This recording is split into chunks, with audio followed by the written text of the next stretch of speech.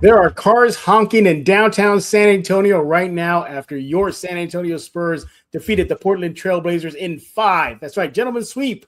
114-95, game 5, closeout game for your San Antonio Spurs. We're going to talk about it here on this live episode of Spurs in Focus. Thank y'all for joining us here this late evening. Rudy, they got to stop making these games so late. My goodness, don't they know we got to go to bed soon? But it's past my bedtime, way Yeah. past my bedtime.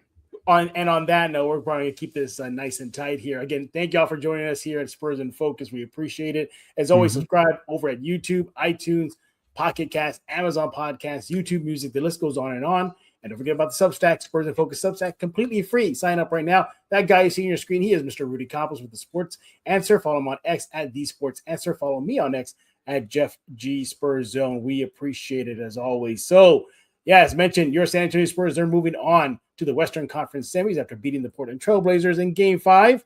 And for the most part, they made it easy. We're going to start off with some general observations, takeaways, then get into our standout player, standout stat, and the turning point of the game, if there really was one. I don't know, maybe Rudy can think of one. Rudy, right off the bat, love the way they came out. They came out aggressive. They came out like they're the dominant team.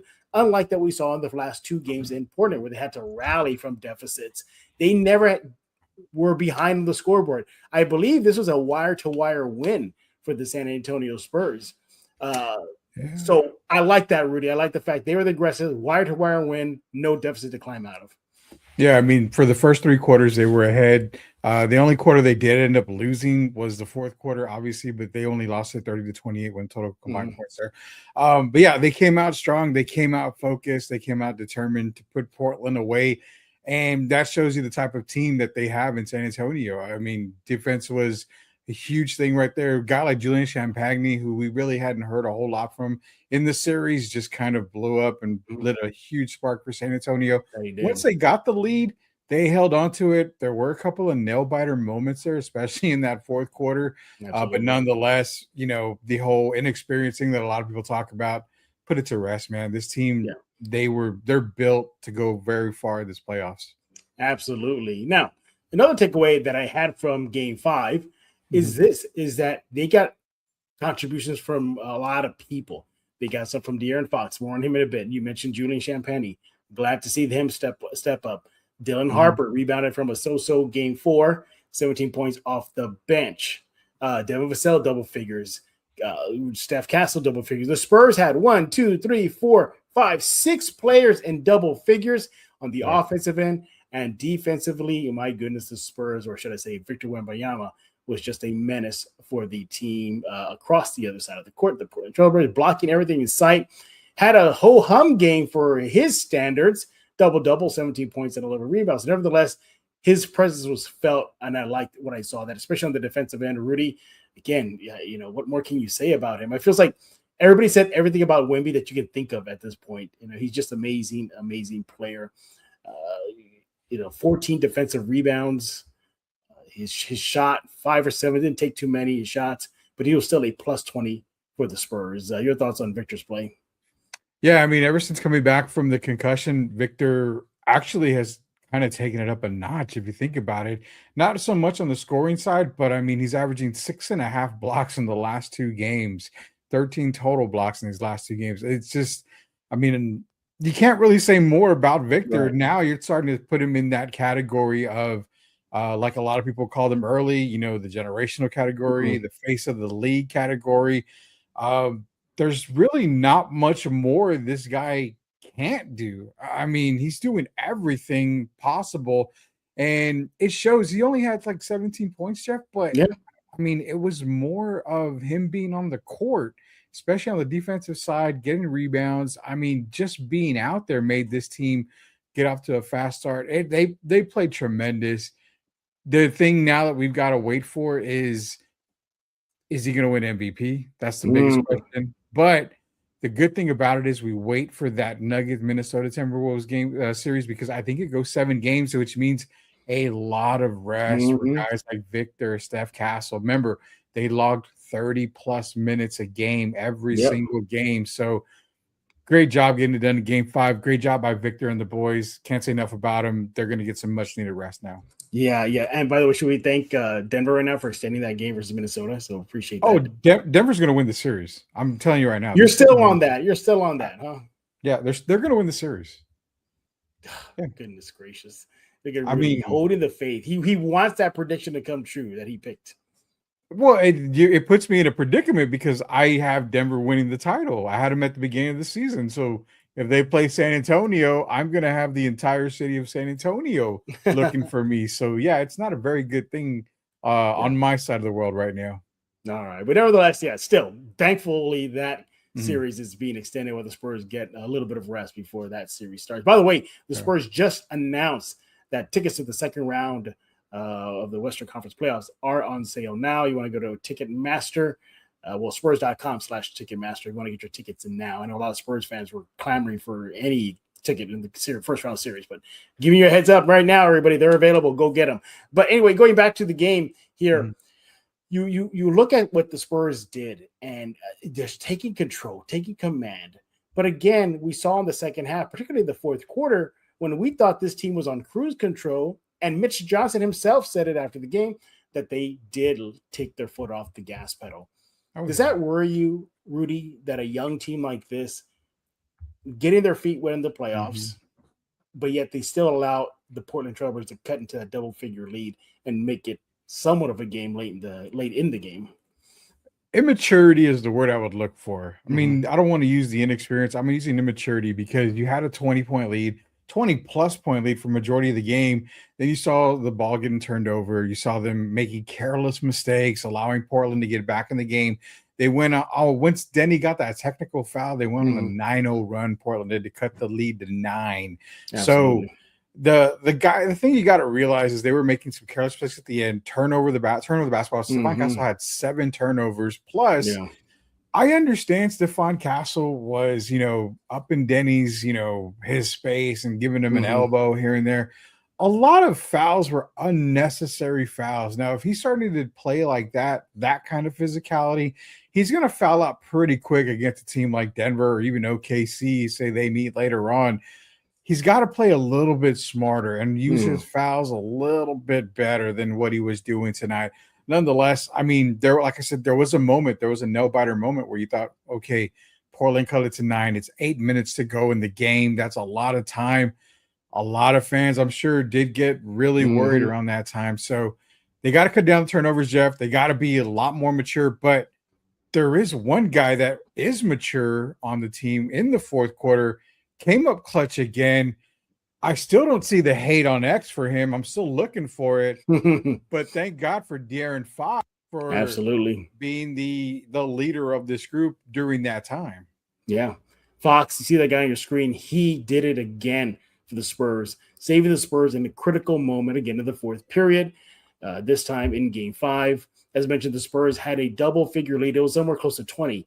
And the Blazers went on a 10-0 run late in the fourth period to make it a game. Cut it as close as 9 points. This guy, 11 points in the fourth period alone. So the Spurs, once again, relied on that veteran you see on your screen to take over the game. As Mitch Johnson did say, he said that Fox took over the game. And, you even look at Ron Harper's dad, Ron Harper Sr., he put out on X a few days ago that nobody should be giving Fox any bleep anymore. That's why he's on the roster. And that's the guy that's won some championships under his belt there. Yeah, you're right. De'Aaron Fox, once again, the savior for the team. You know what? Holding the Blazers to under 100 points. Talk about the defensive side of things. That is key. I think they did that in back-to-back games already, keeping them under 100. So that's good for the Spurs. Defense is still going to be their bread and butter, even if their offense sputters. So, again, Spurs flexing the defensive muscles in Game 5/closeout game. I mean, the Blazers, they couldn't shoot worth bleep in the entire game. 35% shooting from the field, 23% shooting from the three line, went 11 for 47. And your Spurs, 55% shooting for the game, and they go 12 for 30 from beyond the arc at 40%. So the Spurs were clicking on both ends of the court. You pick some. I mean, if you're looking for anything to nitpick, we already talked about it that fourth period where the Spurs let the Blazers crawl back in, but careless passes. The Blazers had 8 steals in the game. The Spurs had 14 turnovers, which is still for standards in NBA low.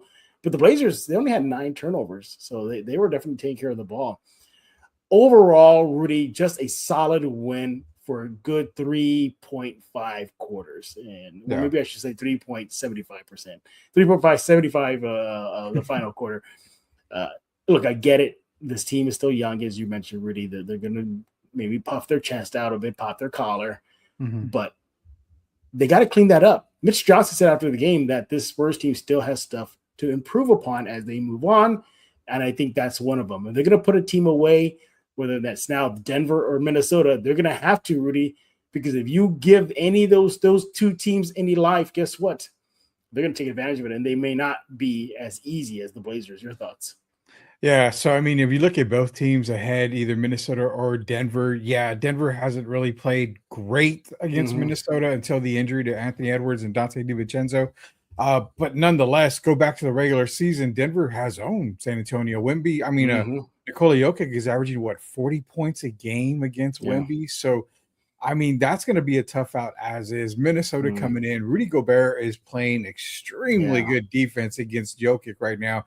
He's on a mission because he was 3rd in Defensive Player of the Year voted, if I'm not mistaken. So, he does really feel slighted. You may get Anthony Edwards back for that San Antonio Spurs series if they end up winning. So, the Spurs have a lot to clean up. I'm glad they got through Portland. Again, go back to before the series even started, Jeff, when you and I did the Spurs in Focus. I said, this is the perfect team for the Spurs to jump into that first round with in Portland. The physicality is going to be there. Thiago's going to have his guys playing hard for the entirety of the game.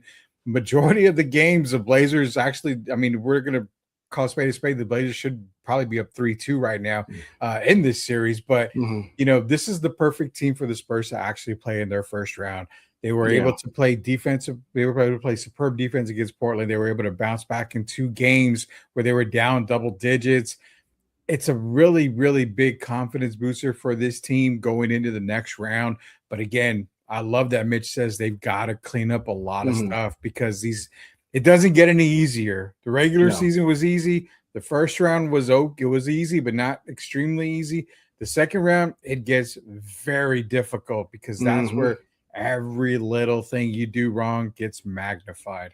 Yeah, and they end up against a seasoned championship team like Denver or a playoff seasoned Minnesota teams. Conference finals. Yes, Minnesota thank you for bringing that up. Yeah, they're no slouch. And again, yes, they will not have DiVincenzo, and Edwards likely could be back for that game. But nevertheless, focusing on the series, Spurs beat the Blazers, gentlemen's sweep, 4-1, 114-95 is your final. Moving on to the Western Conference semis now. Again, because it's kind of a late ending to the game, we're going to kind of keep this show a little shorter so we can get some sleeper. But let's just be honest, don't hate waking up and drinking tons of coffee. I don't mind drinking a lot of coffee. I'm a coffee guy. I'm good with coffee. Yeah, but I want to talk about this too. Let's look at the Spurs. Let's talk about the Spurs here, and that is didn't have a jump out game as far as the stats are concerned. But Devin Vassell, once again, proving his worth. 10 points, had a rebound, 2 assists. He was a plus 22. A plus 22 for the game. Yeah. Devin does a lot of the little things that leads to wins. He contributes to winning. We mentioned those 5 assists. We mentioned the 1 rebound. Okay, perfect from the free throw line. Hits both of them. Hits 4 for 7 from inside the 3-point line. And you look at this too. He contributes 1 rebound. The numbers didn't really stand out as far as, oh my God, he's averaging 20-something points. But again, a plus 22. He's doing something right on that court. What do you think? Yeah, I mean, Devin brings the length, man. That's what he's doing. His defense is actually, it's outweighing his offense right now. He's able to get in guys' faces. He's able to cut into the cutting lanes, making it's tough for teams to get a pass off of him. He's just doing the little things right, and that's what counts the most. You don't want to give him, get him to get 20 points a game. If you're getting 20, 25 out of Devin, you're hoping it's because everybody else is scoring 20, 21 a game, and the Spurs are up comfortably. But those 10 points at Devin, again, key shots. When Portland was on that run for a little while there, Devin did hit a shot from, I believe, the free throw line. So again, what we talked about with Devin in the season was he's the guy that's going to hit those shots at key moments, and that's what he's doing right now. He's knocking down a jumper, inside the 3-point line that the Spurs need someone to score a basket. He can get him that basket. He's almost like a younger version of Harrison Barnes. Let's put it that Interesting. way. Yeah. Because Barnes can come in, he can get you a couple of baskets here and there, kind of make a difference here and there. And that's kind of where I see Devin right now, similar to like Harrison Barnes. He's coming in, making key shots, making key plays, and he's making a difference. In the plus and minus, you see it right there. Plus 22, he's doing something right. 1 turnover for the game for Devin Vassell, and also was 42% true shooting percentage, so that's pretty good there. 2 fouls, so he didn't put himself in foul trouble, still being available for the Spurs, and even 2 fast break points. So yeah, Devin Vassell definitely deserves a tip of the cap. And it's not to mention this too, in that first period or first half, 6 points. So he definitely was helping the Spurs lock up that win. You look at other positive things for your San Antonio Spurs. I look at just the runs they went on. They went on, aside from the first period, when they went on a plus 11 run. They went on a 13-2 run, basically from about the 10-minute mark all the way down to the 7-minute mark. In that run, Champagny, 8 points, 2 for 2 from 3, 3 for 3 overall. You have the Spurs collectively hitting 5 of 5 field goals. I mean, they came out and put their stamp on this game early. And I was already saying, Rudy, at the end of the first, I was saying this game's over. It's over. Yeah. Everything had to go wrong for the Spurs, and everything had to go right for the Blazers. Scoot Henderson, did he even show up? Did he make the trip to San Antonio, Rudy? Did you put out an APB on him? I had to, man. I mean, apparently, he was the guy after scoring 31 points and leading the Blazers to a victory. And then Scoot goes donut last game, 5 points this game. Went back to the old Scoot Henderson that was drafted by Portland. But yeah, man, I mean, Scoot just was a no-show. But that's where Scoot failed. City Sissoko. Let's give a shout out to City, former Spurs. Good to go, City Sissoko, because he did good tonight. He did 11 points, 4 rebounds for the former Spur. He was a +9 for the Blazers, so he did good. Also, was getting into it with Victor, his draft classmate there. Yeah, they were having fun though. It was all good. Again, good to see Sissoko playing well. Some of the players that hurt the Spurs over the last 4 games, not including tonight's game or game 5. Drew Holiday, 8 points, -22 on the court for Portland. Shaden Sharp, was he even a factor in this series at all? No, he hit like a couple of shots, but nothing like in the regular season at all. Yeah, exactly. And overall, the Spurs put the clamps on the Blazers from beginning mostly to the end. All in all, they did enough to get the win. What more can you say? This team looks like they're firing all cylinders right now. The good news is they get to stay in San Antonio, no travel. The last thing they wanted to do is travel again. They can just now wait and say, all right, welcome Denver or welcome Minnesota to San Antonio. By the way, shout out to the crowd. I was at the game for a good 3 periods and then I left because this game was pretty much a wrap. Crowd was intense. The crowd was up on their feet. They were cheering. They were yelling. They were arguing with refs. They were completely in the game. So good on the Spurs fans for showing out too. All right. Once again, you're here with us on a live episode of Spurs in Focus, joined by Mr. Rudy Campos of The Sports Answer. He's on X at The Sports Answer. Follow me on X at Jeff G Spurs Zone. Rudy, we got a few comments this late evening, already past midnight. Yeah, before we get to the comments, we did have a Shannon Sharp sighting, Jeff, and he says, Scoot Henderson, scoot over, boot scooting boogie, it don't matter, Spurs in 5. Look at that. There you go, man. There you go. Spurs in 5. Good graphic you got there, man. Good graphic. Oh, yeah, it's up for everybody to see, so we're all going to worry about that. Yeah. Hey, where did Rudy go? Yeah, come back here, Rudy. You got to fix it. I don't remember. I got you. There we go. Right, so we got some comments. We got a few comments, right? Darth is in here now. Darth is a longtime fan of our show, so he says they need to trade Wemby. The kid's no good. We need an all-star like Ronnie James. Pat Riley? Is he listening to Pat Riley? Yeah, he is. Seth is in here. Says series is done. Told y'all Scoot was gonna die out. Says You Rudy definitely taught me did. well. I guess I'm teaching the young ones out there about it. Scoot Ham was not missing. He found a torta at Fiesta, and love distracts you. Yeah, so he caught the Fiesta flame there, I guess is what Hey, they're saying, does the man. Torta deserve the MVP for the series then, I guess, or what? I'm assuming so. Fiesta deserves the MVP. Portland There you seemed to go. be partying at Fiesta more than anything here. All right, let's get into some key moments from our turning point of the game, from our standout player and standout stat. Rudy, you want me to surprise you again? Yeah, shoot.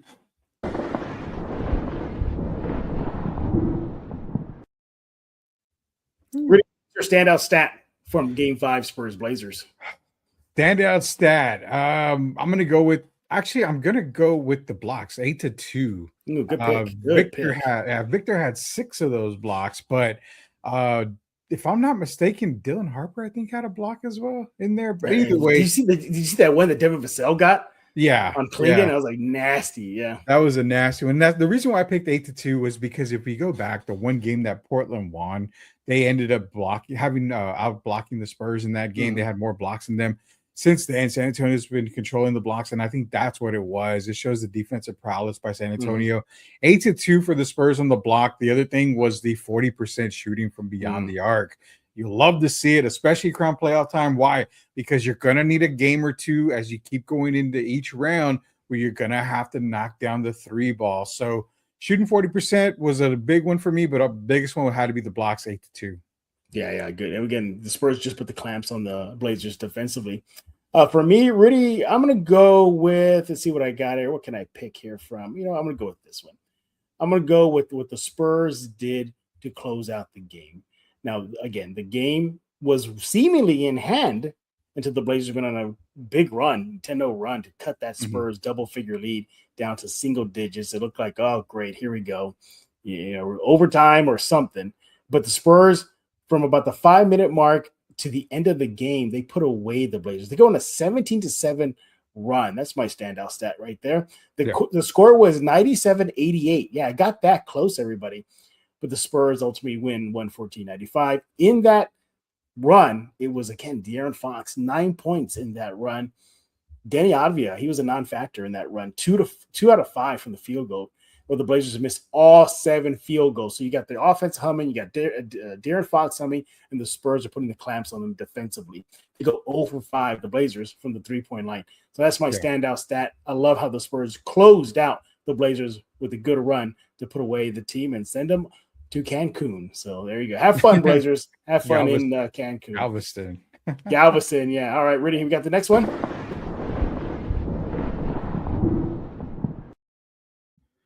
This was tough, man. This was tough. What's your turning point? I got it.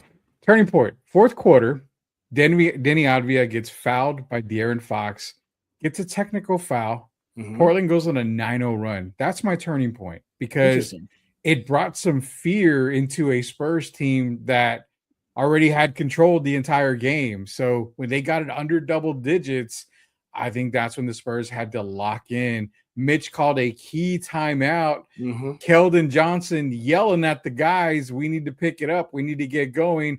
After that, never looked back. There were double-digit wins after that. That's my turning point of the game, was that Denny technical and that 9-0 run by Portland. Timeout Mitch. Spurs came back out. They controlled the rest of the game. That's my turning point of the game. It goes back to what I said to start this series. For me, it felt like it was Denny, and that was it. They don't have consistent contributors. You don't know what you're going to get out of Shady Sharp. You don't know what you're going to get out of Thibault. You're not going to go with Jeremy Grant, Robert Williams. The list goes on and on. It was pretty much Denny or bust for the most part, at least on the offensive end. Yeah. So you gotta wonder like what kind of changes the Blazers are going to go through to rebuild this team. Obviously, they're going to rebuild around Denny.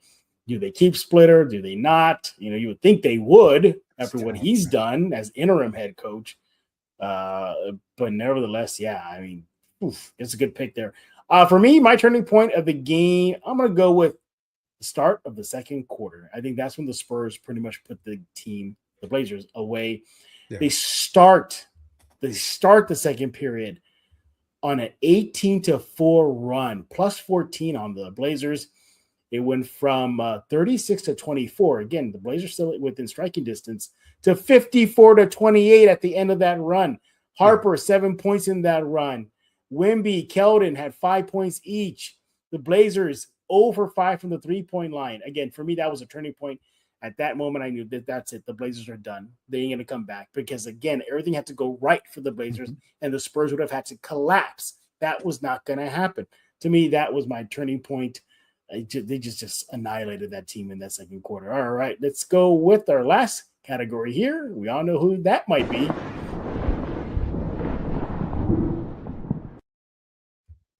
Take it away, Mr. Campos. All right. Well, because I'm the president of the De'Aaron Fox fan club. I'm going to go again.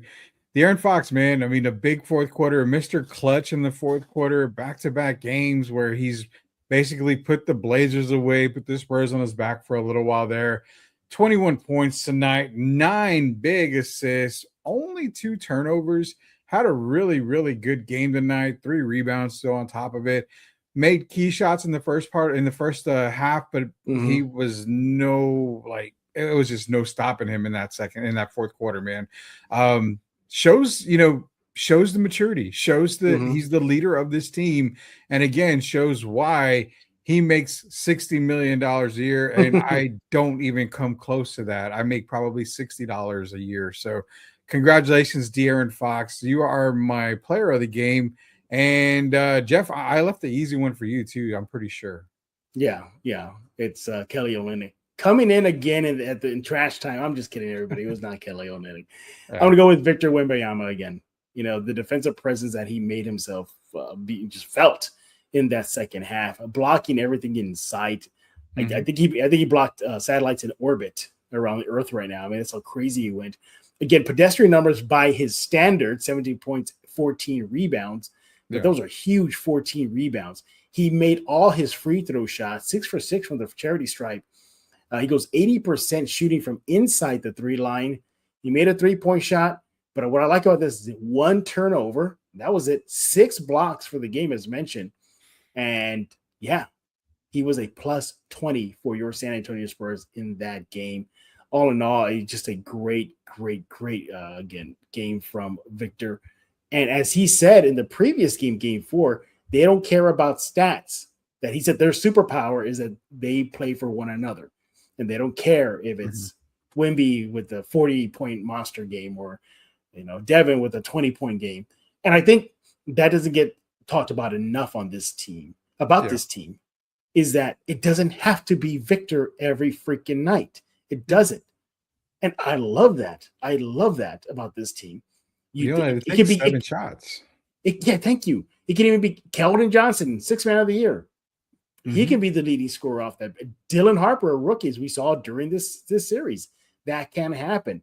It's pick your poison with this Spurs team. Denver, Minnesota, they're going to be tough outs, but the Spurs are going to be that tough out for them as well. So it is not one-sided. And I think that doesn't get highlighted enough, that it does not have to be Victor every night. It could be anybody on this roster, in not just offensively, but defensively as well. What else you got as far as the comments are concerned there, Rudy? We got JC, the teammate. He says, checkout is at 10, or do they fly out tonight? Already checked out, being Portland. He says that'll save like 20,000 for the GM. And then Darth's back in here. And he makes a good point. I like what he said about the scary idea where he's a John Morant. He is on the trading block. Does he go to Portland? You got to remember the possibilities of Drew Holiday. They may be looking to move off for him. So getting a John Morant, getting a little bit more younger, Portland could become a team that could be very scary in the West. But, I mean, the one thing I do want to throw in there is Dylan Harper, man. I mean, outside of De'Aaron Fox, he had 17 tonight. Again, a guy that is a rookie but plays like a seasoned vet. On the other team, Dylan Harper is more than likely top 3, maybe top 2 rookie of the year candidate. So Spurs definitely blessed with him coming off the bench right now, but it's probably not going to last very long here. You may have to see a 3-headed monster of Fox, Castle, and Harper in that starting lineup. Even though somebody says it doesn't work, trust me, it works. Yeah, it definitely works. Yeah, that guy on your screen right there, number 2.